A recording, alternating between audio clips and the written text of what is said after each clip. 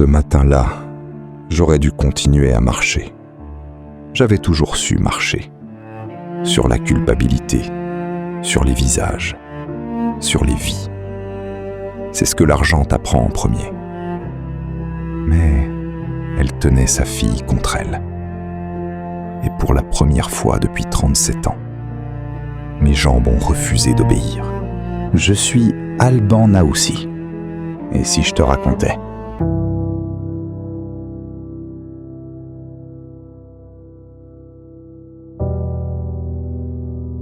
Ce matin-là, j'aurais dû continuer à marcher.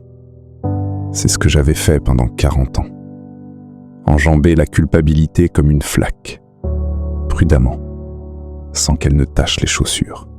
Elle me regardait comme les gens regardent les hommes riches quand ils s'arrêtent, avec des yeux qui avaient déjà appris que la générosité coûte toujours quelque chose à celui qui la reçoit. Elle a refusé. J'étais habitué à ce que les gens prennent ce que j'offrais, avant même que j'aie fini d'offrir. Mais Marisol s'est retirée. Pas par fierté, par peur. Et pour la première fois, j'ai détesté à quel point cette peur me semblait familière. Elle n'avait pas acheté de diamants, pas de champagne, pas de chambre aux 4 saisons. Son premier achat, une pharmacie rattachée à un hôpital pour enfants. Et quelque chose s'est fissuré en moi, que je ne savais pas encore nommer. Je l'ai trouvée près du comptoir de la pharmacie. Elle tenait le sac blanc comme s'il contenait la seule chose qui empêchait son monde de s'effondrer. Et elle était prête à se défendre avant même que j'aie ouvert la bouche.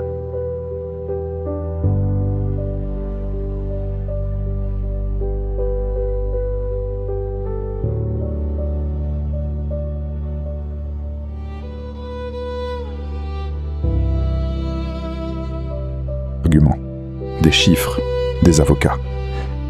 Mais Lily a toussé contre le manteau de sa mère, et toutes mes excuses se sont réduites en cendres.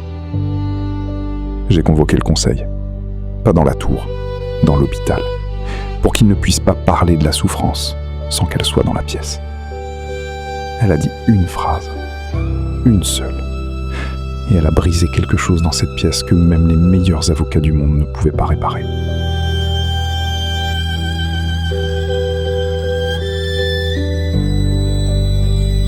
Il craignait que je devienne un jour le fils de ma mère.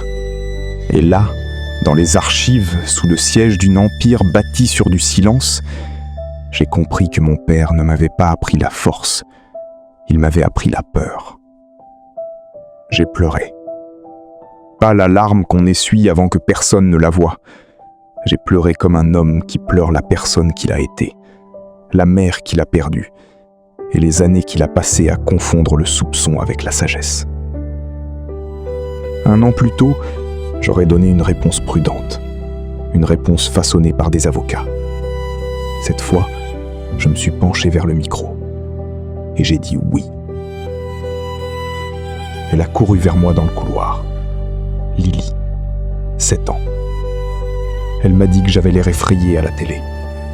Je lui ai dit que j'avais appris ça de quelqu'un. Elle a demandé si c'était elle. J'ai regardé Marisol et j'ai dit oui.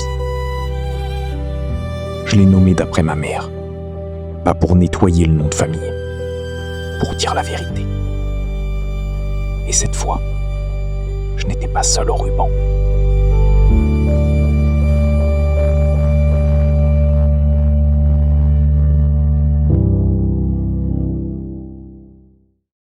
Si cette histoire t'a touché, abonne-toi. Pas pour moi, pour la prochaine Marisol, pour la prochaine Lily, pour l'histoire qui te fera toi aussi t'arrêter sur place. C'était Alban Naoussi dans Si je te racontais.